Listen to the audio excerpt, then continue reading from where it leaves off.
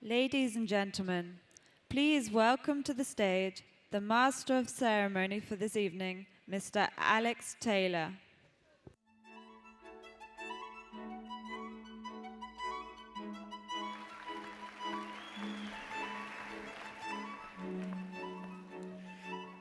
Mesdames et messieurs, bonjour, bienvenue donc à Paris pour la 9e conférence IAS sur la science du VIH.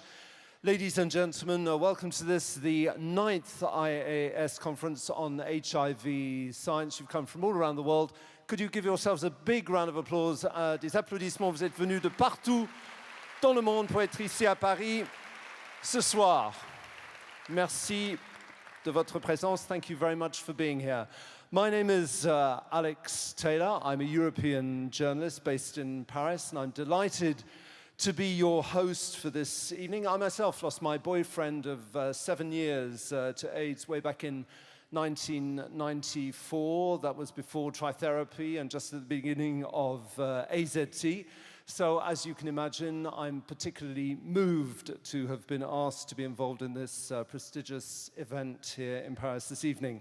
Like you, ladies and gentlemen, I'm sure that you are inspired to see some of the fantastic scientific advancements coming down the pipeline and to have the opportunity to meet many of you who have been working so diligently so that we can all be here in Paris this evening. We have an incredible lineup of speakers and presentations throughout the coming week. And so we're delighted that this is the kickoff to the start of IAS 2017. Before I bring out the two co-chairs who are waiting to meet you, I would like to remind everyone that we have a total global community tuning in to this week's events, and we will be live streaming our sessions on YouTube channel and sharing across social media. So please, if you could spread the word across your preferred social media platforms with the hashtag IAS 2017. Maybe we could applaud anybody who's watching this live with us now to let them know how many of us are here for this fantastic cause in Paris this evening. It's my pleasure now, ladies and gentlemen, to welcome to the stage your co-chair of IAS 2017, Linda Gale Becker, the International Scientific Chair and President of the International AIDS Society. Let me tell you a little bit, I'm sure you know of her, but Linda Gale Becker is Professor of Medicine and Deputy Director of the Desmond Tutu HIV Center at the Institute of Infectious Disease and Molecular Medicine at the University of Cape Town. She's also Chief Operating Officer of the Desmond Tutu HIV Foundation, a not-for-profit organization that works to improve the well-being of people from some of the poorest communities in South Africa. She herself is a physician scientist with a keen interest in HIV, tuberculosis, and other related diseases. Her research interests include programmatic and action research around antiretroviral rollouts, TB integration, and the prevention of HIV in women, youth, and men who have sex with men. In her role at the foundation, she is passionate about community development and engagement, and she actively explores new and innovative ways to tackle the challenge that is HIV. She serves national and international committee boards. Along with Linda Gale, I'm sure you'll be delighted to have our IAS local scientific chair, that's Jean-François Delfraissy. He was previously director of the ANRS, or ANRS, France Recherche Nord et Sud Sida, HIV, Hépatite, from 2005 to 2017, director of the Institute of Immunology, Inflammation, Infectious Diseases, and Microbiology of INSERM Aviation. As a medical doctor and researcher, he's published more than 500 articles in the domain of immunology. So I'm sure that both of these will be delighted to say a few words to you. So please welcome me, ladies and gentlemen, in welcoming your conference co-chairs, Linda Gale Becker, together with Jean-François Delfraissy. Merci de les accueillir.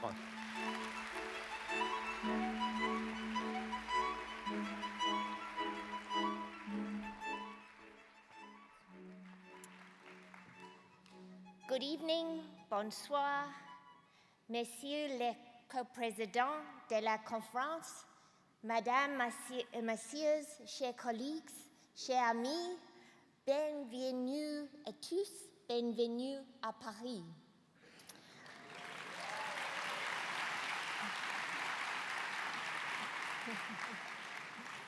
On behalf of the International AIDS Society, our local conference partner, the ANRS, and my co-chair, Jean-Francois Delfraissy, it is my great privilege to welcome you to the 9th IAS conference on HIV science in this beautiful city of Paris. There isn't a better place to hold this year's conference than France, a country that has been such a critical ally in the fight against HIV. We're honored to have here tonight my friend and colleague, Nobel laureate, Professor Françoise Barry-Senoussi of the Pasteur Institute, who nearly 35 years ago co-discovered HIV in this very city of Paris, not too far away from here. From that momentous breakthrough to today, France has been a stalwart leader in HIV research. I would like to recognize in particular my wonderful colleagues of the IAS Governing Council. Your stewardship of this global network of scientists makes this meeting possible. And of course, Owen Ryan, our Executive Director, and his remarkable team at the IAS who continue to work tirelessly for our cause. This is the world's largest open scientific meeting on HIV. At this conference, we will hear about new innovations in pre-exposure prophylaxis, promising updates from vaccine trials, novel and exciting antivirals and treatment strategies, new insights into reservoirs, host immunity, and viral control. We'll see best practices, creative ways of delivering testing, treatment, and prevention, and the impact of combination prevention and treatment in countries and communities. Your work, your innovation and creativity, and we salute you all. We are scientists, but we are also advocates. These labels are not mutually exclusive, and I believe all researchers embody these two roles. Most tragically, two souls who epitomized the spirit of science and advocacy, community, and activism left us this year. We were deeply saddened to hear of our sister Prudence Mabeli's sudden passing in South Africa just last week. And earlier this year, we sadly and unexpectedly lost Mark Weinberg in the United States. Prudence was a friend, a sister in solidarity, a female woman warrior who fought for life-giving treatment, better care, and good governance. She was a passionate woman, passionate about humanity. Mark was a scientist and will be remembered for many critical breakthroughs, but he will be always loved for his compassion, fierce sense of justice, and loyal advocacy.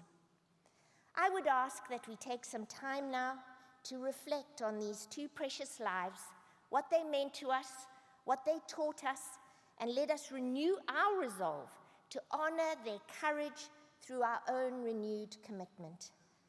Could you join me in a moment of silence?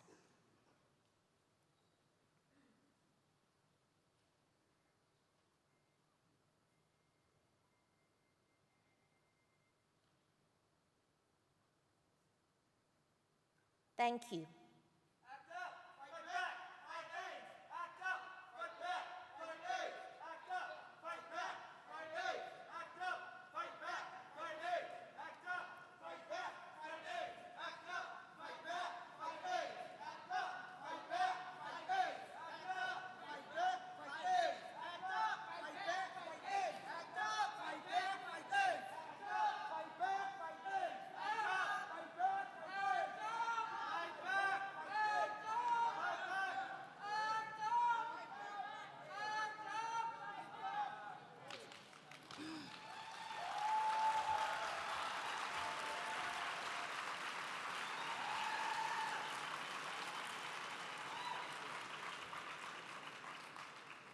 Good evening.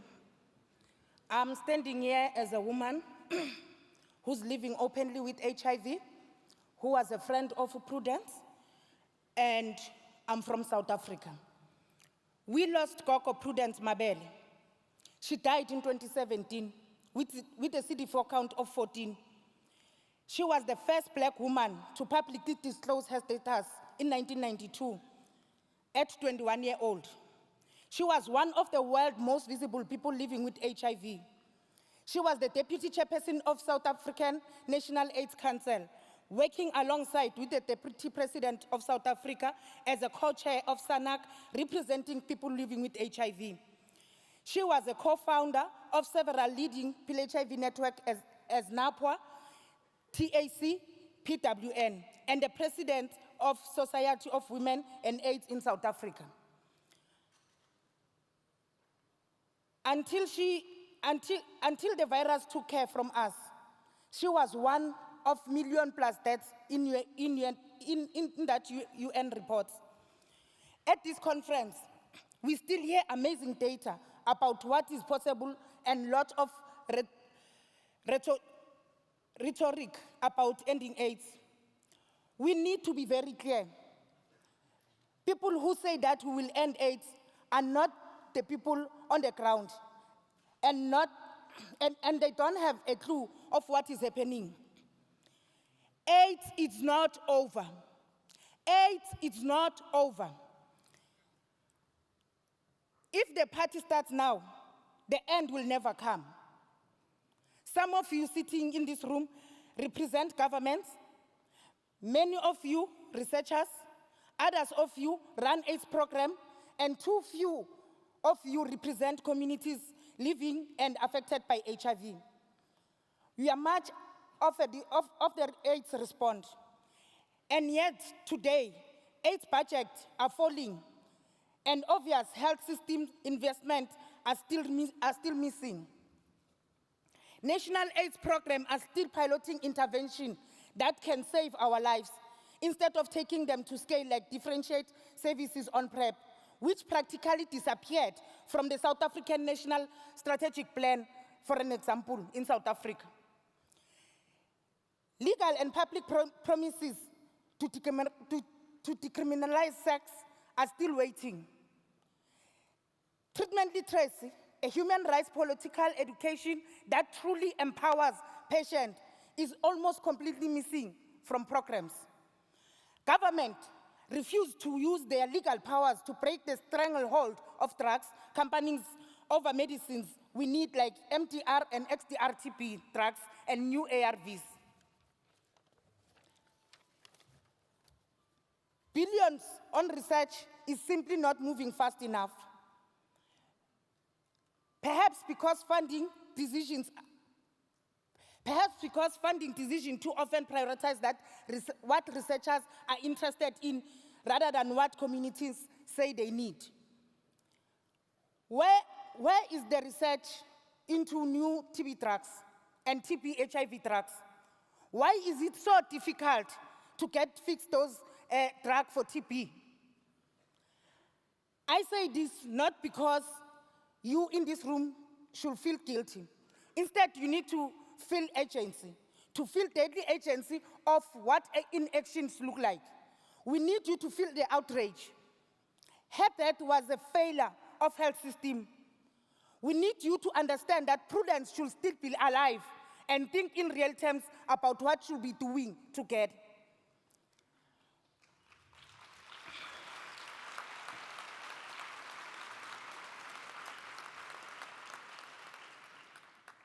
We have to go faster, and we can. If Prudence was alive today, she would say, to hell with this sitting in this meeting. Shut up. Stop talking. Take action. That was Prudence.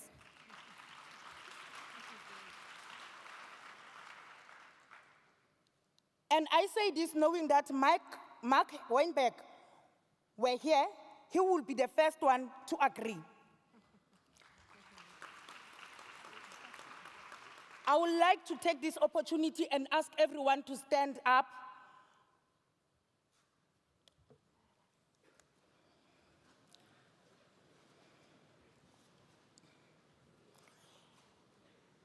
And I'm going to read this pledge. Can everyone say this after me? I'll try to be slower. In her honor and in her memory, we pledge the following. We pledge to stand in gaps left by giants that were Mark Weinberg and Prudence Mabel.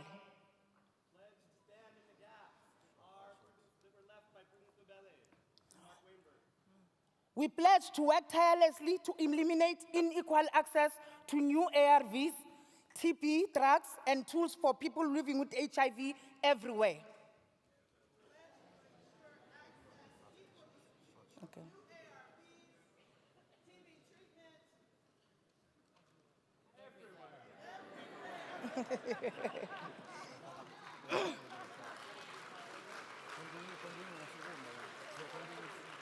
We pledge to work together. We pledge to work together. To do everything we can. To do everything we can. To strengthen the health system so that it works for all. To strengthen the health system so that it works for all. Not just for wealthy. Not just for wealthy. And those in wealthy countries. And those in wealthy countries. We pledge to remember. We pledge to remember. To take care of ourselves. To take care of ourselves. And ask every person living with HIV. And ask every person living with HIV. How are they taking care of themselves? How are they taking care of themselves? We pledge to hold governments. We pledge to hold governments. Donors. Donors. Corporations. Corporations. And service providers. And service providers. Accountable for delivering on the care of each person living with HIV needs.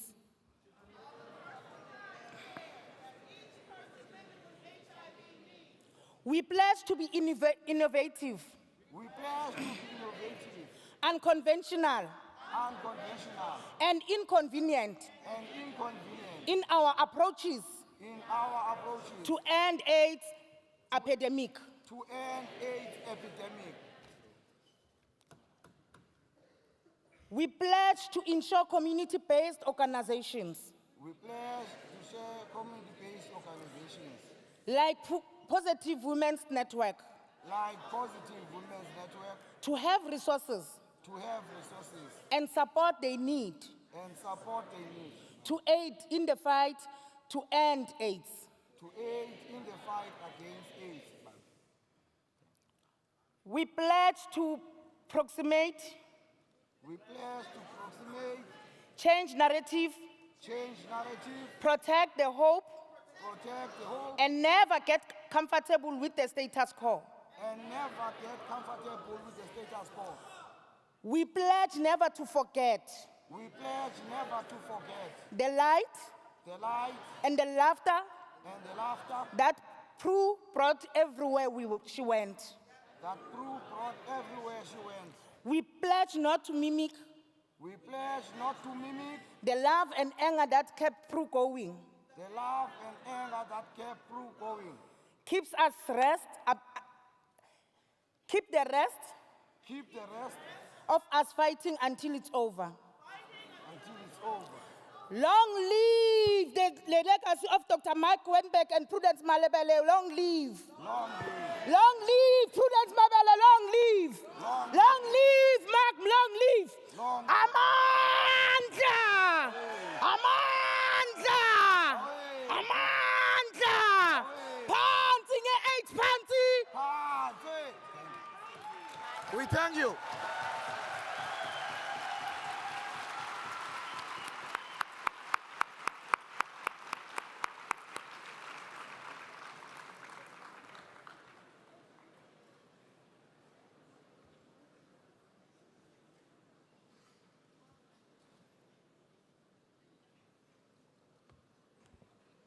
We are so thrilled and excited to see so many of you here.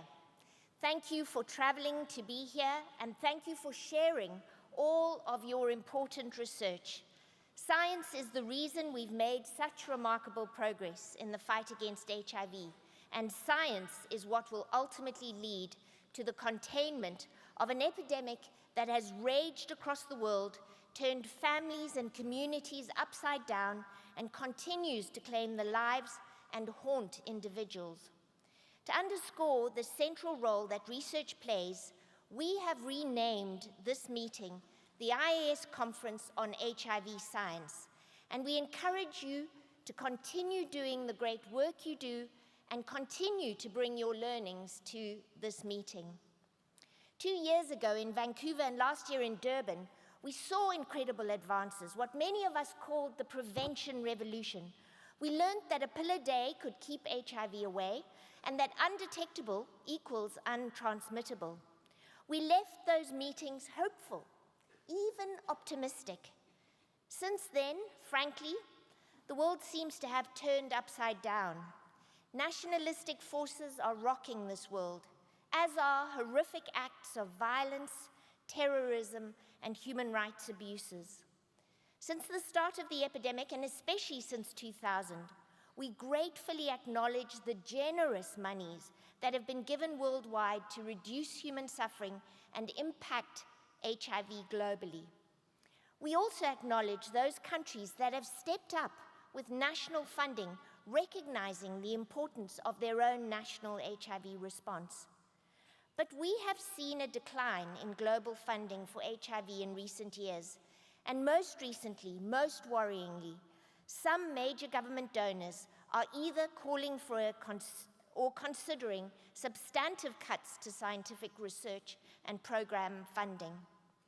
As we gather today, the largest and most important global donor in the HIV response has threatened devastating cuts to funding for research and treatment programs. These onslaughts on funding, principles, and programs have already begun to erode the gains we have so painstakingly made. If we are not actively moving forward on the HIV response, then we are sliding back. Sliding back means sick patients, lost lives, ongoing transmission, and infected children, a world we do not want to go back to. When I think back over the past year, a word that comes to mind is chaos. It's unsettling and frightening. But here's the thing, having witnessed positive political change in my lifetime, I know that creativity and innovation can grow out of chaos. Throughout the world, the AIDS crisis has uniquely spawned collaborations between unusual suspects, scientists and movie stars, activists and heads of state, computer programmers and community organizers, professors, and men and women and children happy to don pink hats and march for evidence-based truths. We need to keep railing against the labels that divide us. As scientists, we must seek more partnerships outside our narrow professional fields. We need more venues like the Curing Cancer Forum and the Hepatitis Co-Infection meeting that took place yesterday and today, where oncologists, hepatologists, and HIV researchers shared new work and new ideas for how to tackle multiple diseases. For many of us, chaos and change are uncomfortable concepts. As scientists, we seek order, but great things can happen when we step out of our labs and out of the fields of work that we are used to. It also behoves us to interrogate our methods. We have to ask the uncomfortable questions. Are we doing everything we can with what we have? Could we be more efficient with our money and our time? Are we acting quickly enough on the breakthroughs we already have? Are we asking trans people, men who have sex with men, sex workers, people who inject drugs, young women, and others most affected by the epidemic what they really need? Are we listening to their answers? Tonight, I focus again on young people, the face of our future, who are too often handed a raw deal. We must do better, a better job of investing in young people, a better job of deploying the tools we already have to young people most at risk, and a better job of tailoring our research to better understand and address their needs. What's more, we need to support young people to have a stronger role in how policies and programs are designed and deployed. My call to you this evening is to harness the chaos we see around ourselves, beginning at this conference and beyond. Let's forge new partnerships that take us out of our comfort zones. Let's pursue the new science that will deliver the results we need to save lives. Let's channel the chaos and let it fuel our advocacy for the resources we need to do our work and bring an end to HIV. Draconian cuts to research and programmatic HIV funding is a catastrophe we cannot afford to see happen. Prudence and Mark would not allow this. The HIV book is only half written. We have work to do, and each of us has a role to play in undauntingly moving towards the final chapters in the control of HIV. Today, we raise our voices together. We say onward, onward with science, onward with progress, onward with people. United, I know we are stronger than the forces that divide us. Bon courage, viva la science.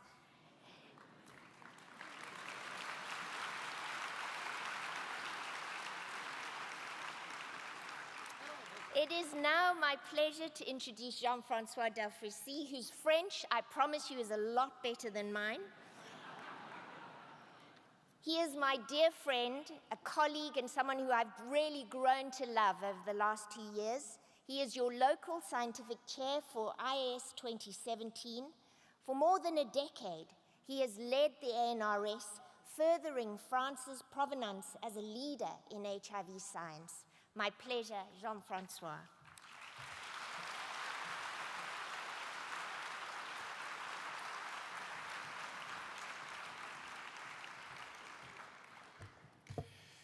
Thanks, Linda. French is better, but not English. But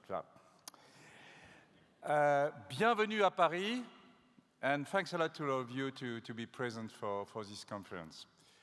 Thanks to Linda Gale, we have really a very nice collaboration to prepare this meeting in Paris. Thank also to the IAS team and also the NRS team for their great involvement to prepare this meeting. HIV Science comes back to Paris 14 years after the 2003 conference that we organized together with Michel Kazachkin and Françoise Barré-Sinoussi. That conference was a major event that led to the creation of the Global Fund. During the last 14 years, France has always been at the forefront of science. First, with the Nobel Prize to Françoise Barré-Sinoussi, and also with the research done, coordinated and funded by the NRS, the French Research Agency on AIDS and hepatitis. During the same time, France becomes the second and now the third donor for the Global Fund. We have also to mention that during this period, HIV Science has been a major contributor for science in other infectious diseases. Clearly for hepatitis C and B, Ebola and Zika, tuberculosis. A major contributor for drug discovery, innovation for testing, and an example for collaboration between NGOs and scientists in human and social science. Now, let's talk about the future. First, contrary to some experts, I do not agree with the concept of the end of AIDS. It is true that fantastic progress has been accomplished, as Linda Gale mentioned, particularly during the last 5 years. However, more than 2 million new infections occur each year. 40% of HIV-infected people do not know their HIV status. So it's really a long way to go before the end of AIDS.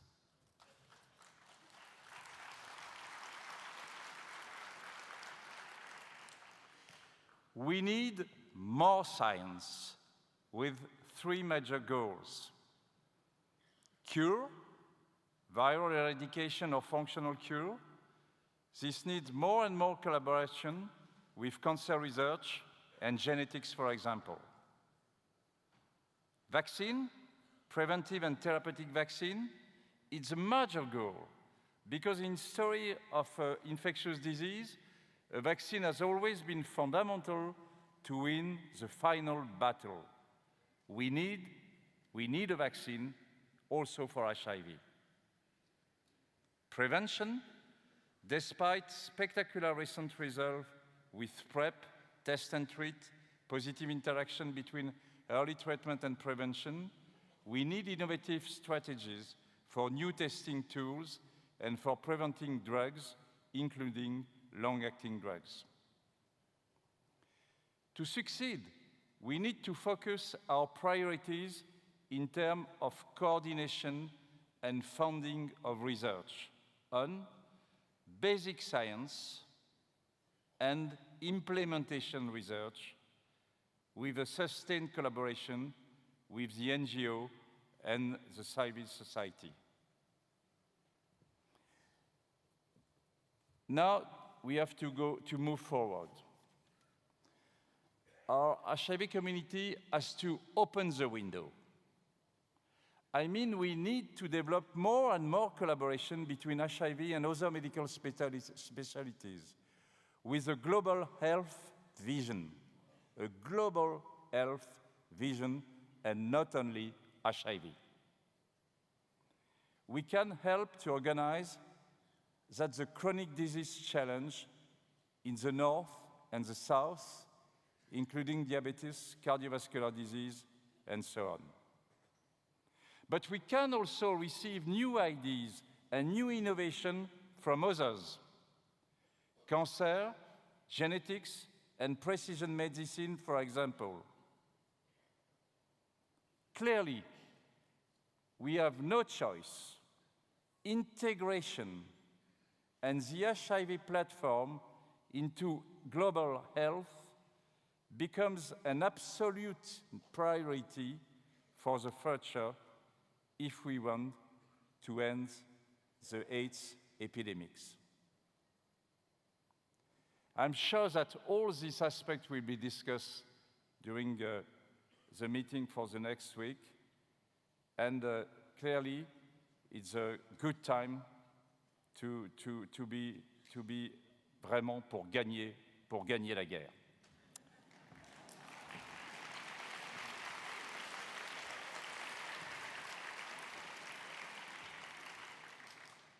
It's a great honor to introduce the French Minister of Health, Professor Agnès Buzyn. Professor Buzyn is Professor of Hematology in Paris University and is a great specialist in bone marrow transplantation for patients suffering of leukemia. She was for many years the president of the National Cancer Institute with a global approach on research and care. Madame la Ministre, chère Agnès, je vous laisse la parole.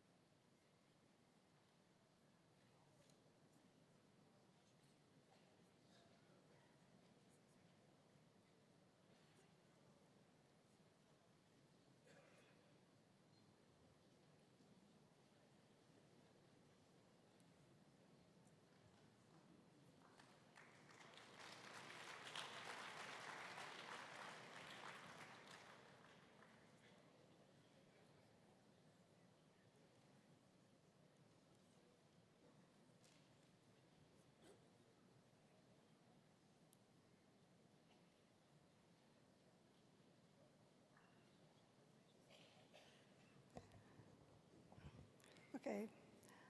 I think that the fight against AIDS would not have been the same without activists. So thank you for them.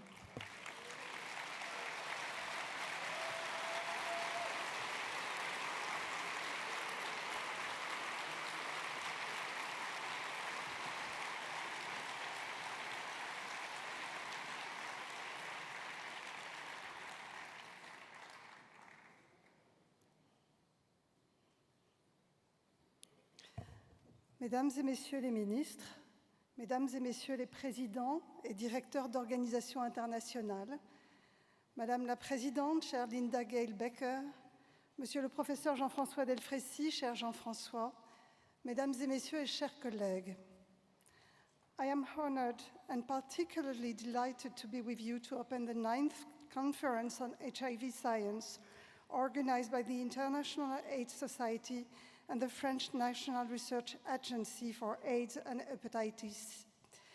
This is the third time, following on from 1986 and 2003, that Paris has hosted the conference, which is a key knowledge-sharing opportunity. With over 6,000 delegates expected, I would like to congratulate the organizers for all their hard work and recognize the coming together of all delegates. The global epidemic is unfortunately not yet under control. It affected 36.7 million people in 2016 and continues to develop quickly in some parts of the world. Despite an 11% global decline in new infections since 2010, the recent news that new infections have risen by 60% in Eastern Europe and Central Asia is a real concern. In 2016, 1.8 million people became infected with HIV, and 1.1 million people died from AIDS-related illnesses. In France, HIV shows no sign of weakening, particularly among the highly exposed groups, as shown in the 2016 report of our public health agency, Santé Publique France, which underlined the persistence and sometimes resurgence of risky behavior among young people. Younger generations have no recollection of the epidemic that struck their elders. The fight against AIDS involves the whole of society, including all of its research, institutional and community sectors. Research and prevention continue to play a leading role in our strategies. Research has been the principal tool in strengthening the response to HIV/AIDS, and it is essential to answering the questions that still remain. As you know,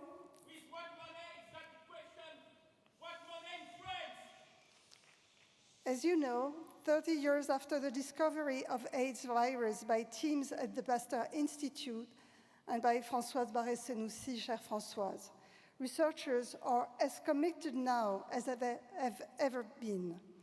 Since its creation in 1988, the ANRS, the French National Research Agency for AIDS and Hepatitis, has rallied researchers around scientific questions looking to the North and South at all disciplines, regardless of affiliation.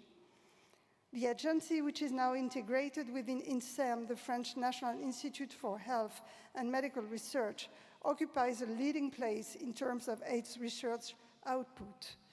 I would like to take this opportunity to thank its new director, Professor François Dabis, and its previous director, Professor Jean-François Delfrécy, who is co-organizer for the IAS.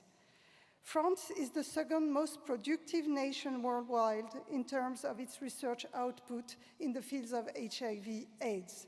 France's network of research and expertise is internationally recognized for its excellence. It is the only European country with a dedicated research agency.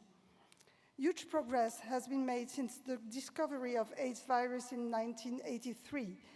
Advances in the areas of HIV screening, treatment, the reduction of risk linked to drug use, and research have transformed HIV infection into a chronic disease with restored life expectancy and a better quality of life. This has restored hope and confidence in affected individuals who can now look to the future. In the last 20 years, antiretrovirals have been a true game changer, transforming a certain death sentence into a manageable chronic disease for millions of patients. But research efforts must not let up.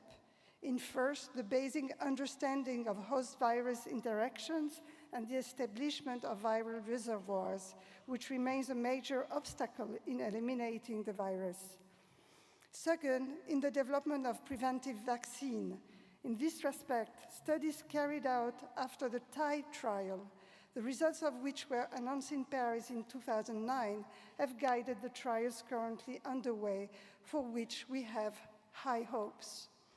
We must work also on the diversification of current therapeutic options, particularly the development of nanoformulations and very long-acting injectable forms, which will again transform not just everyday treatment, but prevention too.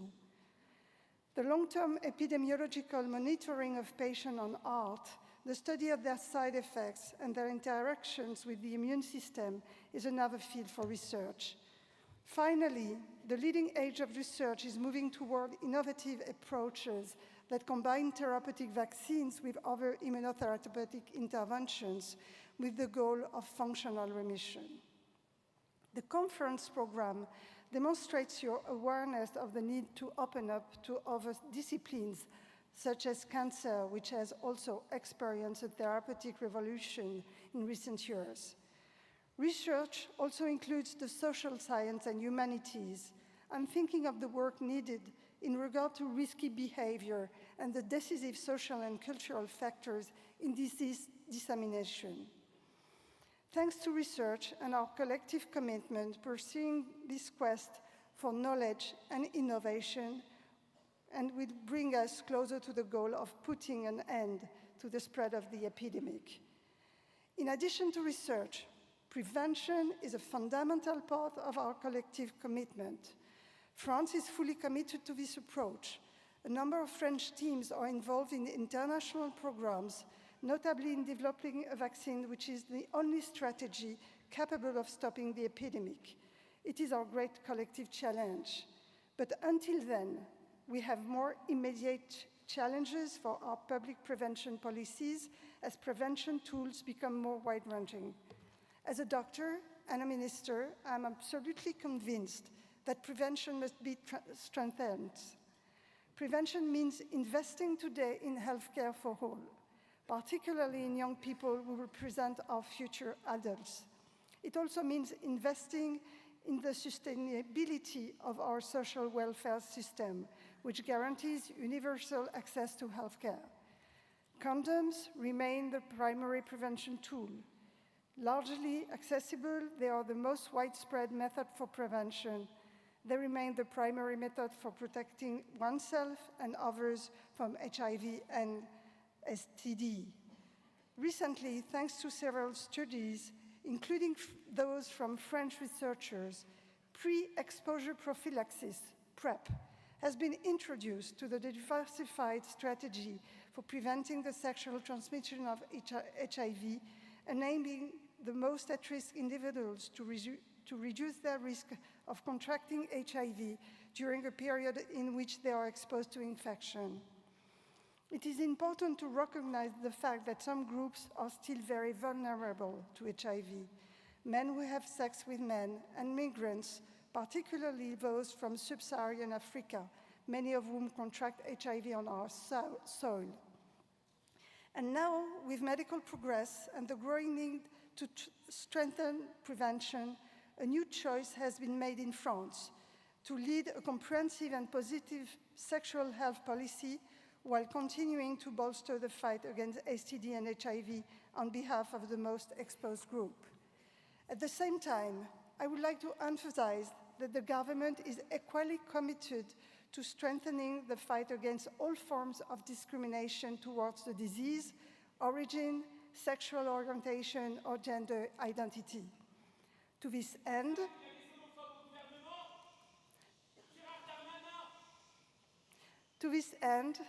I have removed a week ago HIV and viral hepatitis infection from the list of infections preventing certain funeral arrangements. This ban was originally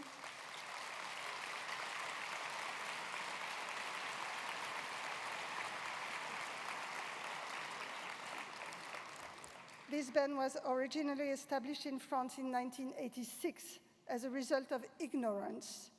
Its overtuning puts an end to many years of discrimination suffered by people living with HIV or viral hepatitis, during which time they were denied access to preservation care of their body after death.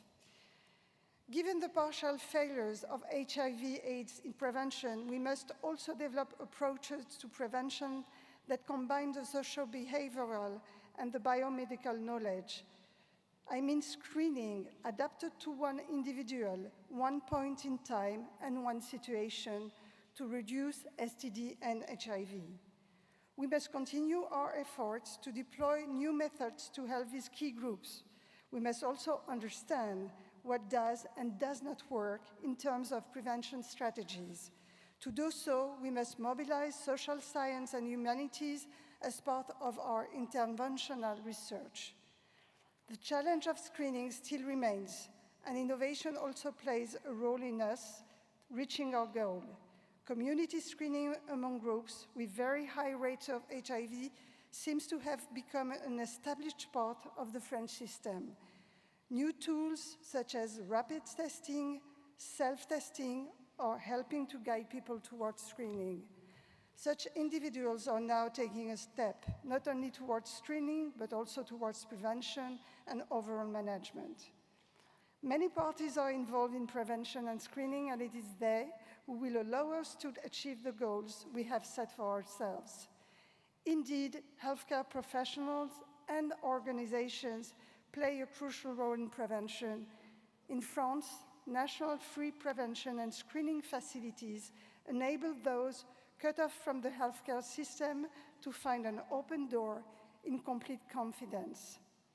Outside the system, the work of organizations in the field is equally important, creating a link to those who sometimes prefer or are resigned to remain invisible, creating the link and supporting them through the preventing approach.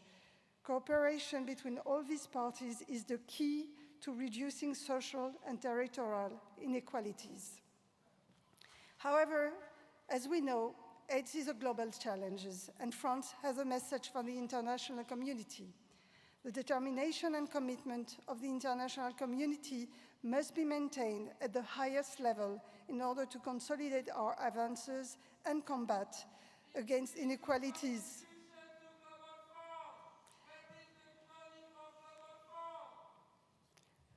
Our aim remains the end of the epidemic. Considerable progress has been made in the last 15 years. Since 2000, 30 million new infections have been prevented worldwide, and 7.8 million AIDS-related deaths have been averted. In 2016, around 19.5 million of all people living with HIV had access to treatment, compared to just 7.5 million in 2010. However, half of all people with HIV still did not have access to drugs.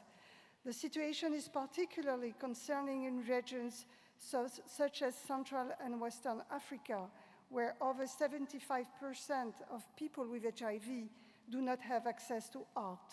Neither it is acceptable that only 40% of the children aged 0 to 14 have access to these drugs. In June 2016, in the United Nations General Assembly resolution called Political Declaration on HIV and AIDS, the member states reaffirmed their commitment in the Sustainable Development Goals to putting an end to the HIV/AIDS epidemic as a threat to public health in 2030. In France, this issue is part of the wider goal of achieving universal health coverage. Our country raised it at various international meetings such as multilateral funds, the G7 and the G20. France has played an historic part in the fight against HIV/AIDS, and we have made it one of our global health priorities, providing one of the largest financial contributions in the world. France has provided the second highest total donations to the Global Fund to fight AIDS, tuberculosis, and malaria, and is also the leading contributor to UNAIDS, which accelerates the availability of innovative solutions in treatment, diagnosis, and prevention. This investment has led to considerable progress. Over 10 million HIV-positive individuals are now receiving treatment in developing countries, thanks to the Global Fund programs, and mortality linked to AIDS have dropped there by 45%. Thanks to UNAIDS, the cost of HIV medication is 100 times cheaper. France's commitment is also reflected in its support to UNAIDS and its Western and Central Africa catch-up plan, which was adopted by the African Union heads of state in July 3rd last year. This commitment reflects our particular attention to the French-speaking countries, targeted by technical support program, the 5% initiative, which is the second way in which we contribute to the Global Fund. France remains fully mobilized at the international level.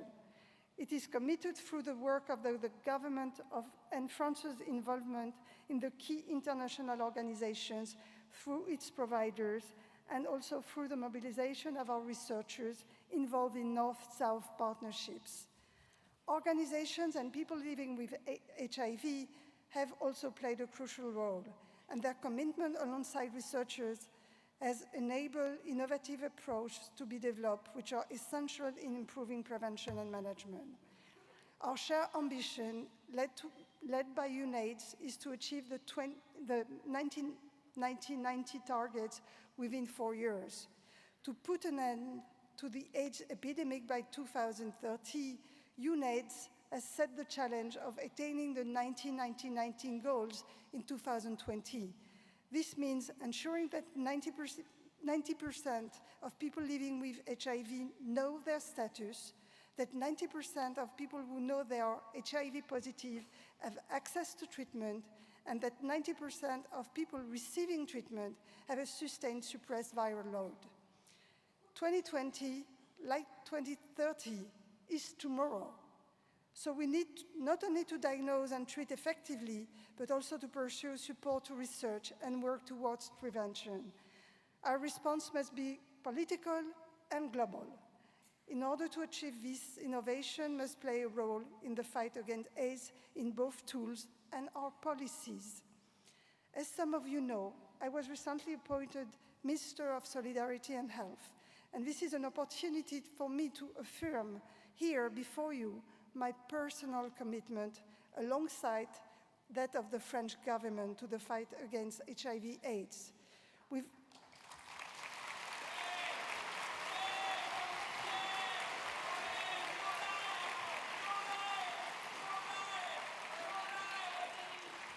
With 5 successive action plans in the space of 30 years, public policies have had to constantly adapt. They will continue to do so, informed as closely as possible by advances in research, the needs of prevention, and the expectation of patients. Thank you for your attention.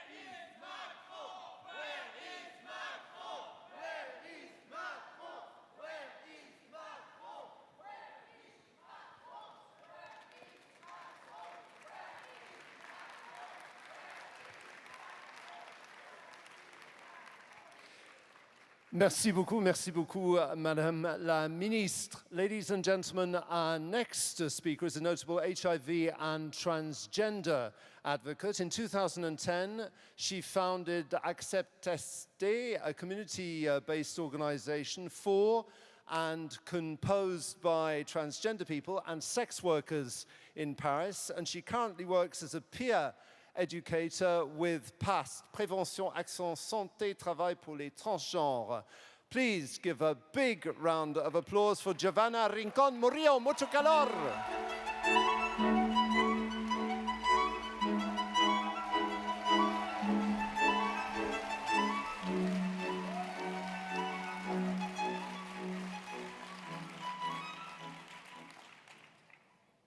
Bonsoir.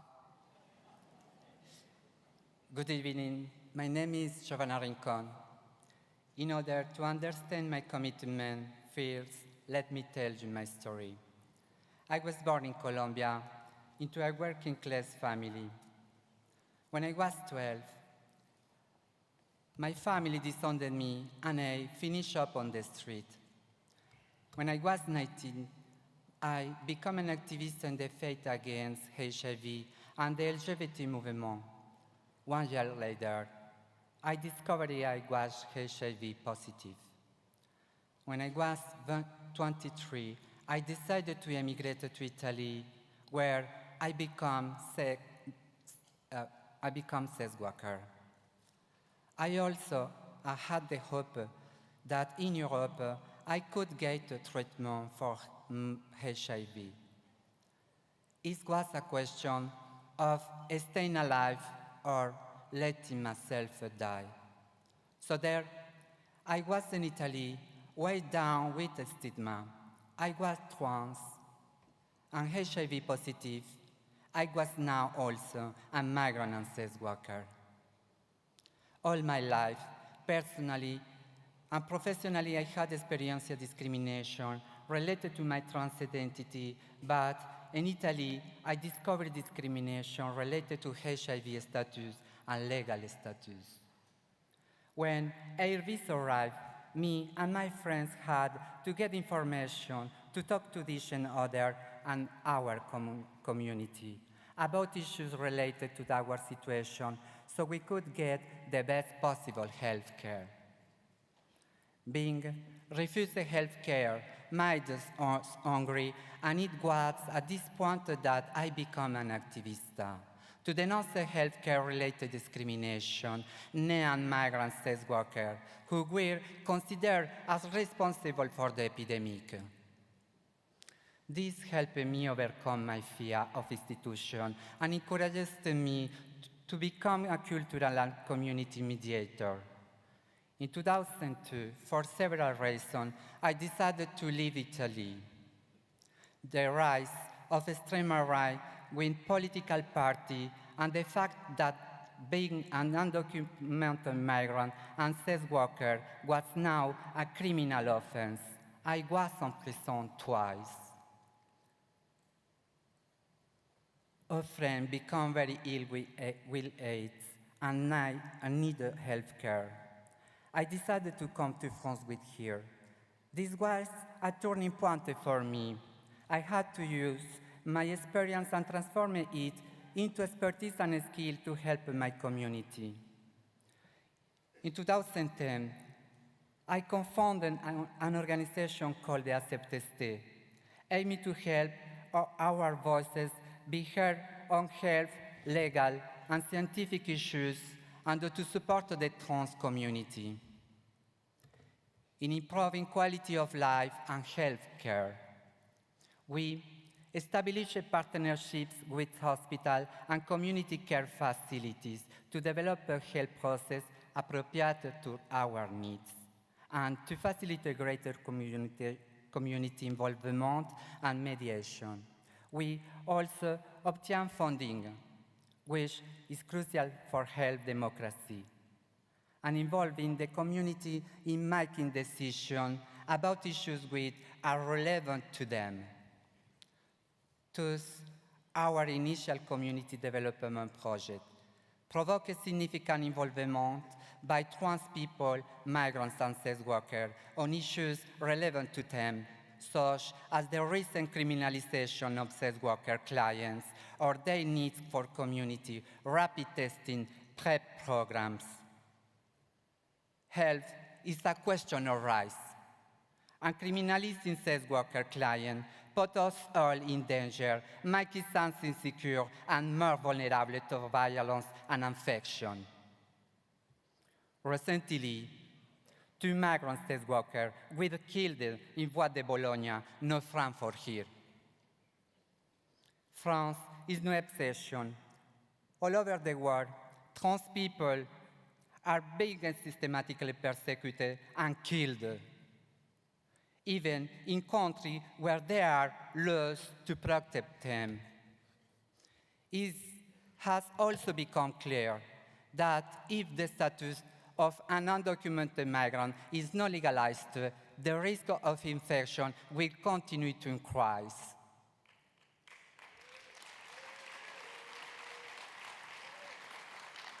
But instead of this, we are witnessing more severe anti-migration policies in France and all over the world. While some studies have estimated that life expectancy of trans women is 35 years. An American study conducted internationally by Dr. Stéphane Barral has showed that trans women are 49 times more likely to get infected with HIV than the general population, which means they have a 50% chance of getting infected during their lifetime. It is only by paying attention to the margin of the most exposed population and their specific needs that all the stakeholders in healthcare will be able to improve and adapt the treatment and care for key population. We need more research on key population. We need medical and social science research to get more information on how and with whom trans people get infected. In that way, we can adapt a prevention strategy to their needs. With more research on co-infection and comorbidity on interaction between HIV and hormones or drugs in order to give the appropriate treatment to all. We need research to show how violence and repressive policies contribute to the difficult situation and impact the health of an undocumented migrants, drugs users, or sex workers. Therefore, is this absolutely necessary to make key population voices heard, to listen to them and take them seriously in order to stop the epidemic and achieve satisfactory quality of life for all people living with HIV and key populations. Over the last 30 years, science has made significant progress, but we cannot fail to note that the epidemic still has a devastating impact, and we are still far from reaching our target.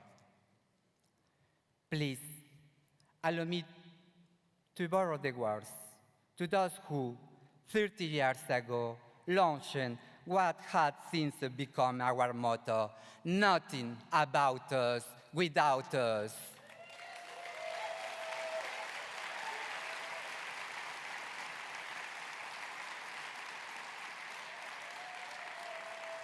And who led the way to making huge progress in research and care with the Denver Principles.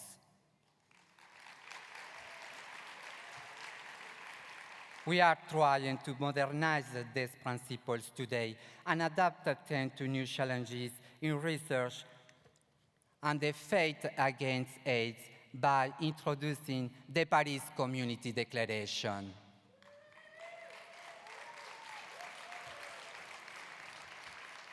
Please sign it to reinforce the news agenda for key population and their central position in the fight against epidemics.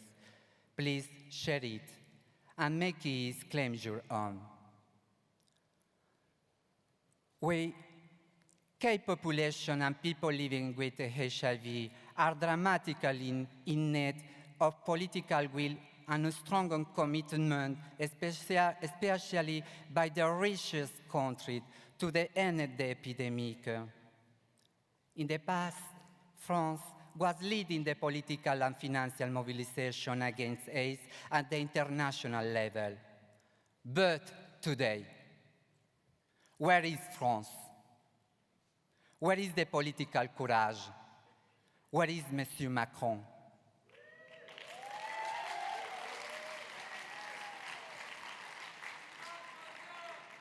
President Macron, don't make the epidemic great again.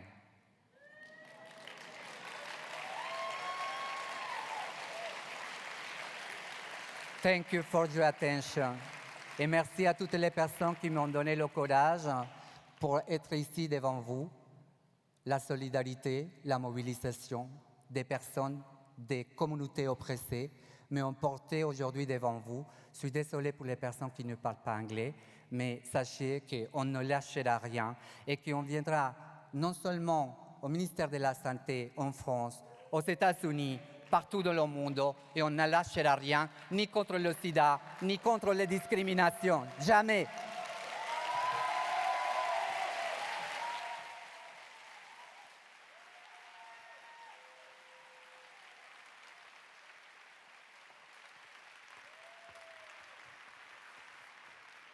Thank you very much indeed, Giovanna. Ladies and gentlemen, I would now like to introduce our next speaker, a long-standing champion, as I'm sure many of you know, of a people-centered approach to health and development, and a very strong advocate for social justice.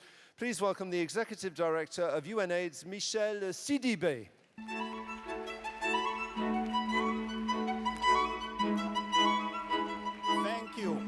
Thank you, honorable ministers, friends, colleagues. Let me start by saying thanks to the mayor of the city of Paris for hosting us here. Paris is a city of lights, is a city of love. Enjoy your stay.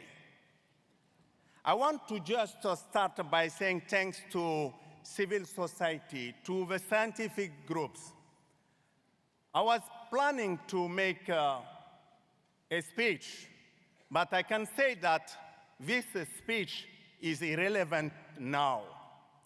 I want just to pick a few words and elaborate my talk tonight around them. First, I want to say, without activism, without civil society, without science, without innovation, we would have been far, far, far, far away from where we are today.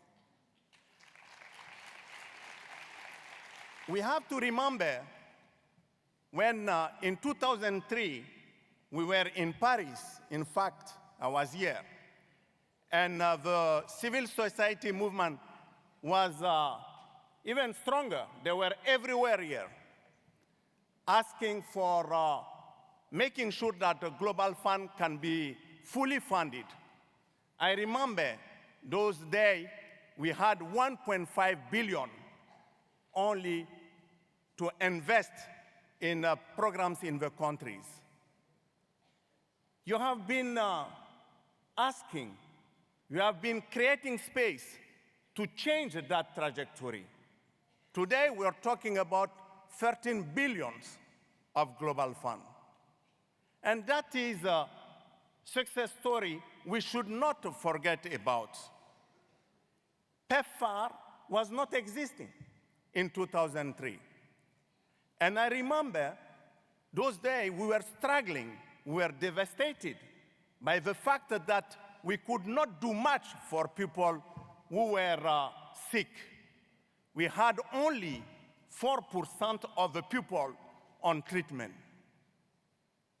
It is difficult, it is painful to know that we still have 17 million people on treatment, 17 million people waiting for treatment. But we need to also pay attention to our journey. Together, we have been transforming the face of this fight. For the first time, we had more people on treatment than people waiting for treatment. For the first time, we have been able together, and I am saying that, together, we have been able to put 2.4 million people on treatment in 1 year.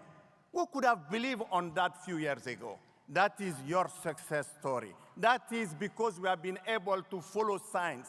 We have been able to demonstrate that it's important to achieve 1990. It's important to make sure that people could have access to treatment if we want also to change the face of this tragedy, which is mortality rate, which was so high.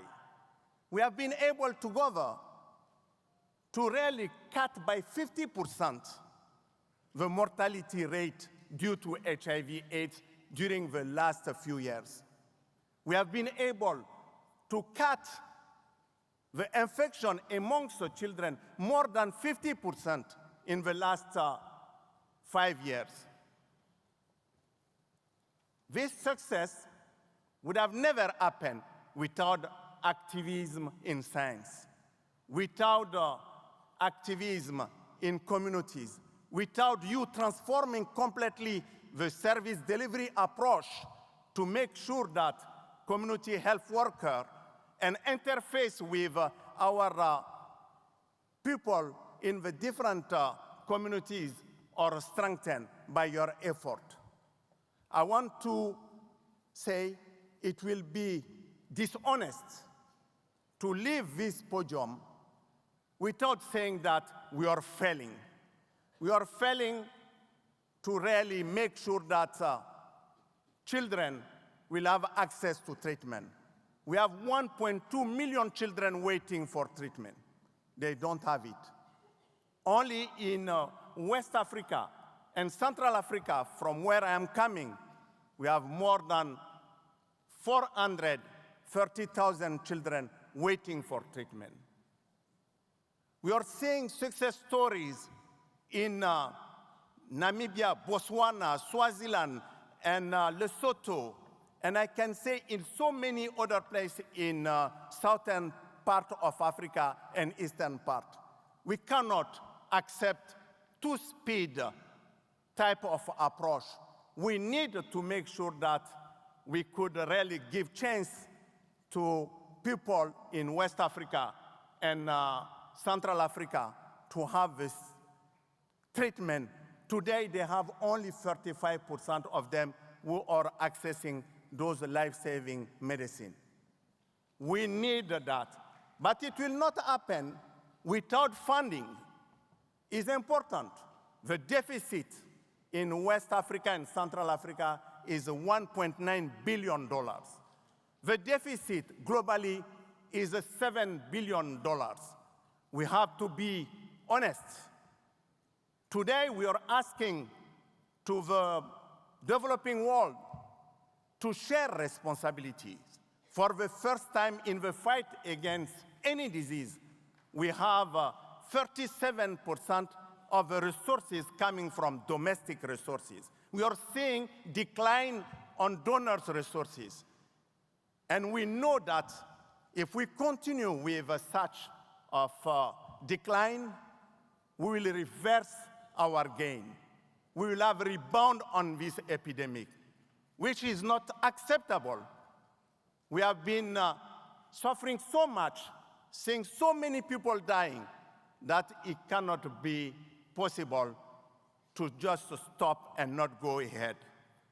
I am calling to all of you to make sure that we mobilize ourselves to fight stigma, discrimination, prejudice, criminalization. Those are the words who are blocking us in Eastern Europe, Central Asia. We have 60% of increase in new infection during the last, the last 6 years. 81% of those new infection are occurring in Federation of Russia. We need to do whatever we can to change that. We need to make sure that we continue to demonstrate that we are producing result, that we are on track for reaching 1990, and together, I'm convinced that we can be able to end this epidemic. Like French people said, maintenant ou jamais. We never had such a window of opportunity. And hope to us to choose this opportunity and help us to end this epidemic. Thank you very much. I'm very happy because Françoise told me that I will talk for 20 minutes. It's 7 minutes.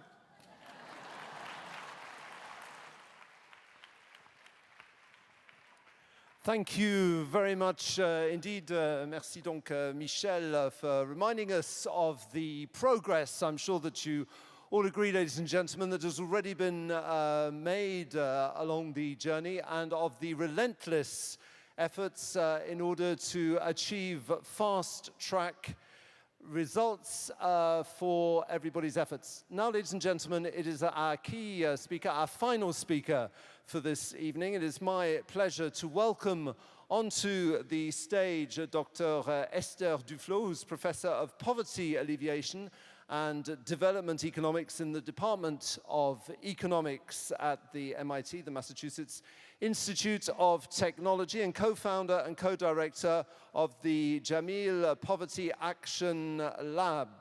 Dr. Duflo is currently the editor of the American Economic Review, a member of the National Academy of Sciences, and a corresponding fellow of the British Academy. She is going to tell us about human activity and some research in the field of how to better work against the development of the disease. So, ladies and gentlemen, please welcome on the stage Dr. Esther Duflo.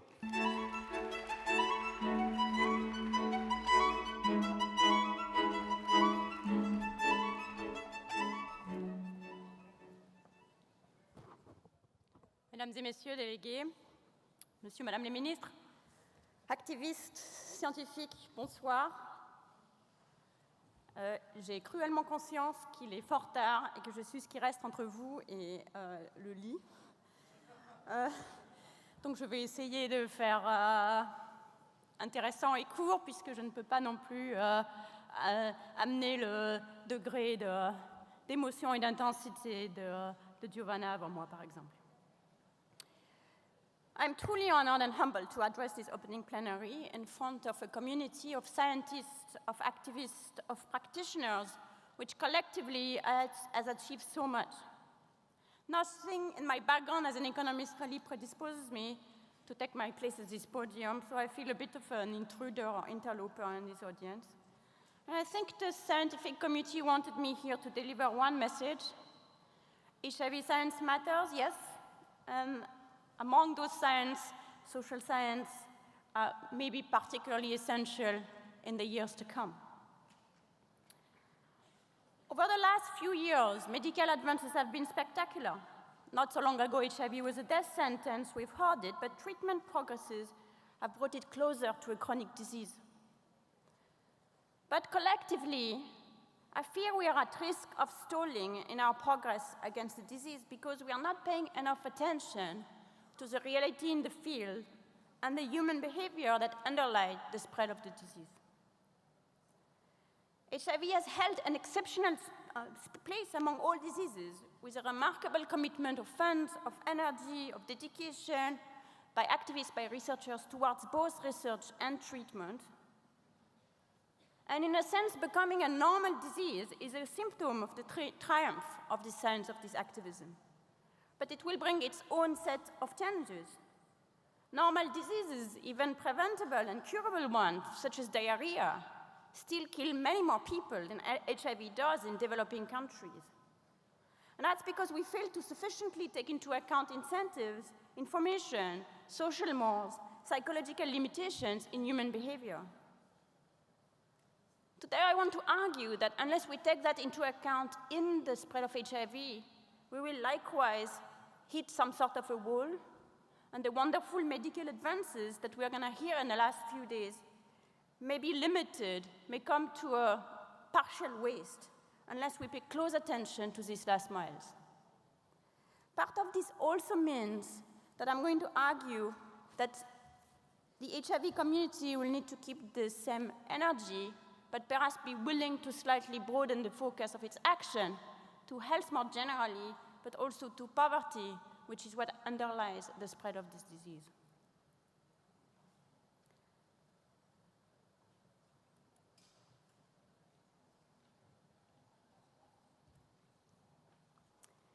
The fight against HIV has to be a three-legged stool: prevention, detection, and treatment. Treatment is here in parentheses only because I'm not going to talk about it today. Obviously not because I don't think it's important, but because it's not what I've done most of my work on. Today I'm going to talk about social science approaches on these first two, and the research I will cover employs large-scale randomized controlled trials in the field, which are often run by scientists, social scientists. It has sometimes come as a surprise to me to find that medical professionals and researchers are somewhat reluctant to think about RCTs to investigate the impact of public health policies. Many scientists fail to see that the same curiosity, openness, willingness to be proven wrong and to try again that's essential in making medical research succeed is just as important when we investigate human behavior and when we investigate actions in the field. Nobody would dream of sending a molecule to the field without testing it, but many of us tend to think that our intuition is good enough as for everything else. Hopefully, I'm going to convince you today that intuition is not good enough, that we keep getting it wrong, and we need to spend a lot more time learning while advancing. This is action research I'm talking about. Let's start with prevention. So what type of intervention can change behavior? Prevention typically has could have three big axes. One of these is to change fundamental attitudes, information, beliefs. The other is what I would put under the whole bucket of technology of the transmission rates. That's circumcision, prevention as treatment. This is without any other change in behavior will make the same person less likely to transmit the infection. And finally, short-term incentives. Quite naturally, especially at the beginning of the epidemics, the focus in prevention was on changing deep beliefs and behavior and attitude. The idea, of course, is if everybody could be convinced that using a condom at every single sexual interaction, that would virtually eliminate the disease. So there was this idea that that can't be so difficult to convey this message, and therefore this is the most effective way to go about prevention. What we've learned over the last few years has been, unfortunately, slightly disappointing. Not that the fact is not true, that if we could convince people to fundamentally alter their behavior, then the epidemic would stop spreading. But because changing this behavior is actually very difficult, and in particular, it's very difficult for people in situations of extreme poverty. I'm going to be talking today exclusively about research on Africa, not because that's only where the problem is, but this is where my area of focus is, and of course, this is where a lot of the problem is moving forward. So in prevention, the youth are seen, rightly, as a window of hope in HIV prevention, both because their sexual behaviors are not firmly set, and because they are still HIV-free. But unfortunately,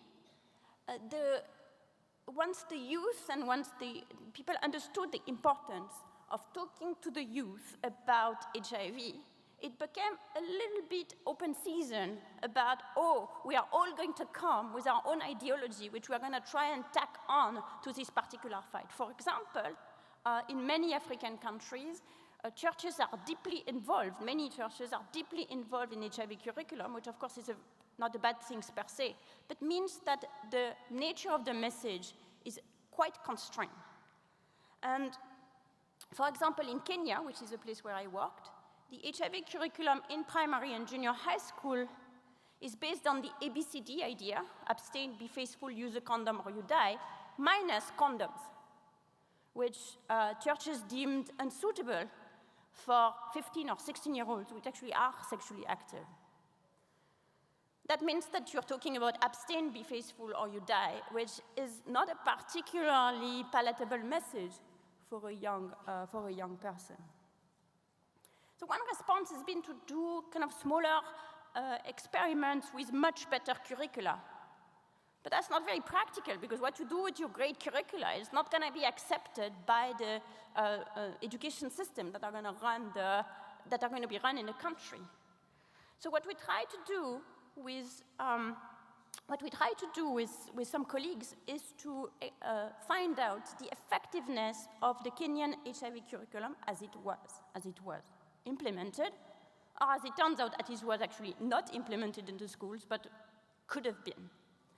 What we did is we took advantage of the fact that teachers refused to implement the HIV curriculum, even watered down to the ABD concept, because they don't feel comfortable with it, until they've been trained. But the training has been really, really slow. So we basically accelerated the training and used this opportunity to construct an experiment about the effectiveness of this particular curriculum. So we have a large randomized controlled trial, 360 schools, several thousand kids, which are separated in 4 groups. A comparison group where we don't do anything in particular, a group where HIV curriculum is introduced, schools where another thing is introduced, which is basically subsidizing kids to go to school by paying for their school uniform, and a school where we do 2. And then we followed the kids for 7 years, both for pregnancy, because it comes much quicker. It's actually a very important outcome on its own, unintended pregnancies, and then later on for HIV and HSV too. What did we find? So if you look at the ever pregnant outcome after 5 years, many of the girls have been pregnant. The only group that makes a difference, that has a difference, is the education subsidy group. So the HIV curriculum makes no difference in the pregnancies, even though it's really focusing on abstinence. Ever pregnant at 7 years, the rates are very high, and still we don't see much of an effect of the HIV curriculum, but the education subsidy makes a difference. HIV positive, the great news of this sample is that the incidence is very, very low, even after 7 years, but there is no difference in any group. HSV2, which is much more sensitive because it's much higher, you find, again, no effect of the HIV curriculum on its own, although combined with the education subsidy, it leads to a significant reduction in the incidence of HSV2 infections. So what are we learning from that? We are learning, I think, the perverse effect of focusing on a risk aversion, on a complete risk avoidance strategy. This is a message that's not palatable to the young children, to young people for good reasons, and therefore it is ineffective. In fact, it is somewhat paradoxical that because the message focuses on abstinence until marriage, what we see is that we have more marriages. So although we have no effect on number of pregnancies, we have effect on number of pregnancy in marriage. That's actually not good news, because in this population, people do not marry kids their own age. The only people they will marry are much older partners who typically are already married, so they go under the name of sugar daddies. The other thing we are learning is that education, not HIV education, education per se is actually much more productive than trying to have, it turns out, on this particular behavior that we are targeting, risky sexual behavior, is more effective than something that's targeted on HIV. Now, why is it the case? Well, it's the case because kids want to be able to stay in school. If they are financially able to stay in school, then they really don't want to become pregnant, because if they become pregnant, they'll be kicked out. On the other hand, if they lose the opportunity to be in school anyway, then being pregnant actually will give them a status, particularly if they can be married to the older father of their kid.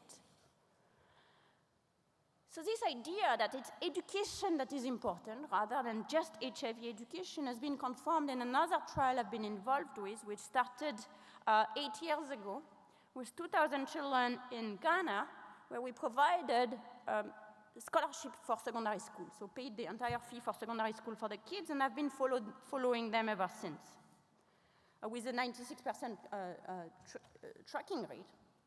And what we're finding here is exactly the same thing. You're giving a scholarship for people to go to secondary school, and women are less likely to become pregnant, and men are less likely to exercise risky sexual behavior.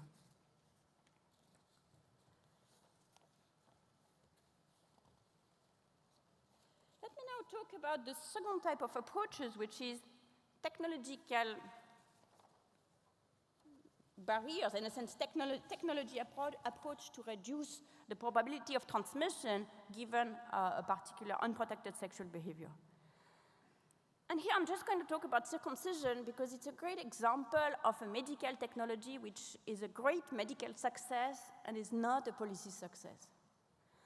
Adult circumcision is known to curb transmission, but since it has been shown, there's been effort after effort after effort to try and convince adult male to become circumcised, and in groups where it's not traditional, it is just not happening. So even though we would love it, it is just not happening. So this is to show that it's not enough to have a great technology. If the technology is not going to stick, then that's not going to work. Of course, that's nothing to say that there are other technological approaches which are extremely important, such as treatment prevention, for example, and prevention of mother-to-child transmission. But it's to say that the technology is not sufficient without understanding of the behavior. Finally, in prevention, I want to talk about another approach, which maybe we have underestimated till today, is the idea that, oh, well, maybe it's quite difficult to change people's attitude and deeply held belief, but maybe it's possible to have them change their behavior by slightly shifting the very short-run incentive that they are facing. So people have been experimenting with incentives to stay STI-free with young people who are, to start with, not affected or who have been treated. And that sounds a bit counterproductive because getting infected with HIV is such a big problem that you would think that the incentive not to do it is large enough that if people undertake risky behavior anyway, there is a deep reason for them to do it.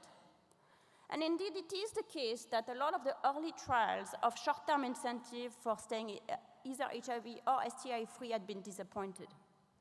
But there is a recent study which is actually very interesting, provocative, and probably needs to be extended further and thought about, is some work by Martina Björkman and her colleague in Lesotho, where they are providing a lottery for people to remain STI-free. So basically, every time you test, if you are in fact still STI-free, you get a chance to participate in a lottery and win a prize instead of a small transfer. That seems a little bit crazy, but when you look at the results, it's actually pretty impressive because it did reduce the HIV incidence by about 2 percentage points. And among the risk-loving people, which is the one who are risk-averse, who are more likely to become infected with STI, it reduced its HIV incidence by much, much more. That's not necessarily to endorse this particular strategy, but to try and encourage you to be quite open about stuff that actually might come from the left field and make a difference. At the end of the day, we want to help young people. Let me talk for a few minutes about detection. We've heard it many times. Many people who are infected by the HIV do not know their status. Even more important, many people who are not infected by HIV do not know their status either. And not knowing your status when you're HIV negative is actually also damaging. So what prevents detection? For a long time, we thought, well, this is, there is fear, there is social barriers, there is access. So what do we know about this? So there is a very interesting early study looking at social barriers and psychological fears and say, look, if people really were scared or if people really had big shame, then I couldn't convince them to get tested for HIV with very small change in the environment. So what they provided is very, very small incentives for people to pick up the result. And you can see that when you get a very, very small reward to pick up the result, we're talking about 10 cents, which is really not very much at all. Then the rate of people who are actually getting the results after being tested increases substantially, perhaps because it's enough in order to provide an excuse, a fig leaf to do it. Another thing she did is to place the tent for the VCT either close by, this is an example of the close by, or far away in the middle of the field. And what you see here is that the further away it is, and the least likely people are to get their results. Again, that goes against the idea of social shame and more in favor of like anything small will just prevent you to do it. So what this means is that maybe this fear, we shouldn't overestimate the fear and the psychological barrier in what prevents people to get tested. And maybe the barriers are much shallower than that. On the other hand, I've been involved in a study that showed that straightforward access to VCT or to condoms is not sufficient either. What we did here is that we visited young people in their homes, and we offered them free VCT, depending on the group, free VCD, 200 condoms, or both, depending on their groups. So what you find, of course, is people who are offered free VCT are more likely to get VCT, get it more often, but that doesn't change anything about their behavior. And that doesn't change, so this is using a condoms, and that also doesn't change anything about having unprotected sex. More surprisingly, and I think this is something that, or perhaps as surprisingly, something that really needs to make us think, this is the same thing for condoms. So access on its own is not sufficient either. So is HIV a disease like any other? I should have put a question mark there. Of course not, it's not. But there are some aspects to it where we could learn some things from the barriers that have been stalling progress against immunization, against regular use of medicine for people with diabetes, for example. There is some issues that are similar in spirit with these issues. Underuse of preventive care, underuse of detection is a general public health problem. It's not just an HIV problem. How do we go about understanding preventive and diagnostic behavior to improve them? We have to think about supply-side issues, like availability of care, but also absence of health professionals. I think a lot of your community have been very effectively focused on that. But we also have to think about demand. We have to think about the relative indifference to what is being told to you must do, like go test, and if you test positive for, say, malaria, take the medicine, but not if you don't. We have to think about the relative indifference to these messages that are caused by lack of information, by lack of trust in public health system, which in a way have earned it in many cases, and by deep pessimism, which is not just pessimism about the disease, which is pessimism about your life as it stands. We have to think about bandwidth and impatience issue. So to conclude, let me reinforce that a narrow HIV-focused approach to HIV in the future might turn out to be self-defeating. I would like to encourage you to think about that. We are stumbling against non-medical barriers in the fight against HIV. We are stumbling against non-take-up of technologies that exist. So as the scientific community is going to develop other technologies, unless we have become better at helping and guiding people and understanding what will make them use these technologies, then we are not likely to reap the full benefits. Thank you very much.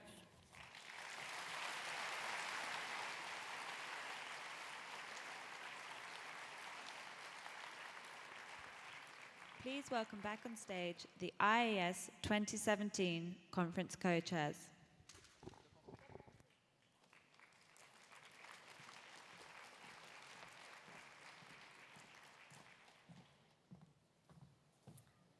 So, bienvenue à Paris, welcome to Paris, and have a very nice conference, and enjoy also Paris, yeah. The conference is open. Good evening.